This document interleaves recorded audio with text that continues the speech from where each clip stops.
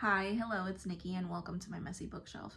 Today I am here for another weekly reading recap or update or wrap up, what have you.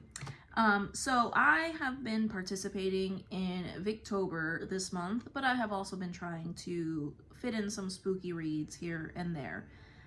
The first thing that I will talk about is my Victober update, but I do have to say that I think this is the first major reading event on BookTube that I have participated in since Jane Austen July. And I have to say, I am not getting tired of reading straight Victorian literature for the majority of this month so far. And during Jane Austen July, and yes, I realize that's a whole different time period, but I love Jane Austen.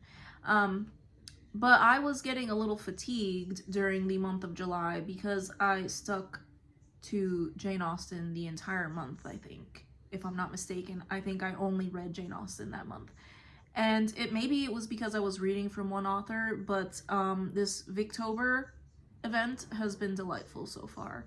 So, that being said, I have completed one book or novella towards the challenge to read a Victorian novel where religion is a component of the story, and the one that I chose and that I completed was A Study in Scarlet by Sherlock Holmes. And obviously this is a giant collection of Sherlock Holmes Sir Arthur Conan Doyle's novels. My goodness. But it is a novella that has a very large Mormon component. So, this was a reread for me. And I have to say that I loved it this time around. I enjoyed it so much more than the first time I read it. And I think the reason is the first time that I read it, I was just expecting another Sherlock Holmes story like many others that I had read. And I found it quite jarring that in the middle of the book, we are transported to a completely different setting surrounded by a large Mormon colony. So I found that very jarring the first time around. This time around, I was expecting it, and it was not a jarring experience because I knew it was coming. So I apologize if that's spoilery, but it is listed as the blurb, the synopsis of the book. So I read that, and if you are unfamiliar, it is, I think, the first novel that was published by Sir Arthur Conan Doyle. It is the one where Sherlock Holmes and Watson have their meet cute. So we meet Sherlock Holmes and Watson for the first time, and they meet each other for the first time. So that was very enjoyable. There is a mystery that Sherlock Holmes solves, of course, involving a Mormon person, and that is why I chose it for this particular prompt. So loved it, very good experience this time around, and I'm happy that I enjoyed it so much more this time around.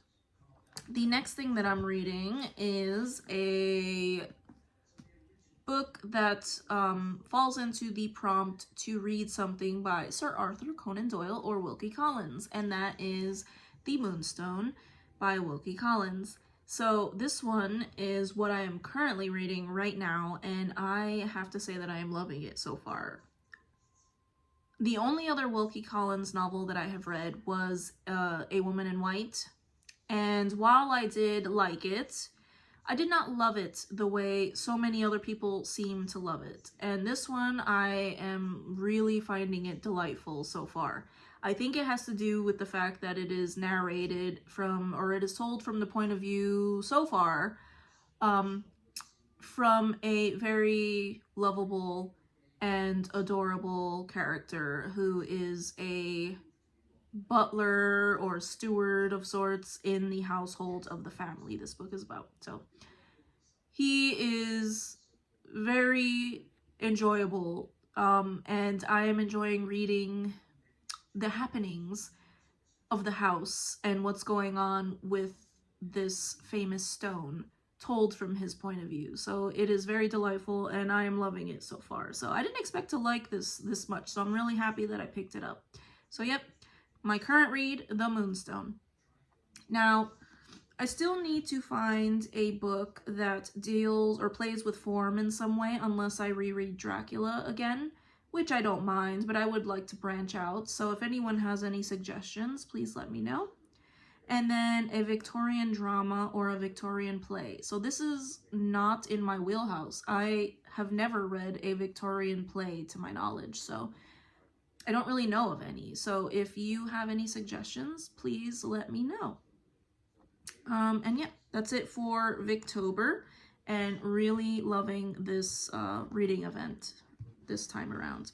The next thing I'm reading is my spooky read, or that I finished, excuse me. I finally completed Something Wicked This Way Comes by Ray Bradbury, a book that has been recommended to me so many times, and I'm so happy that it was, because it was delightfully spooky. But I will say, I did expect it to be more spooky than it was. Not that it wasn't spooky, but I thought it was going to be a little more scary. So, if you are unfamiliar, this book is about two young boys, or two 13-year-old boys, who are best friends and live next door to each other, and they do everything together, and suddenly a mysterious circus appears in town overnight.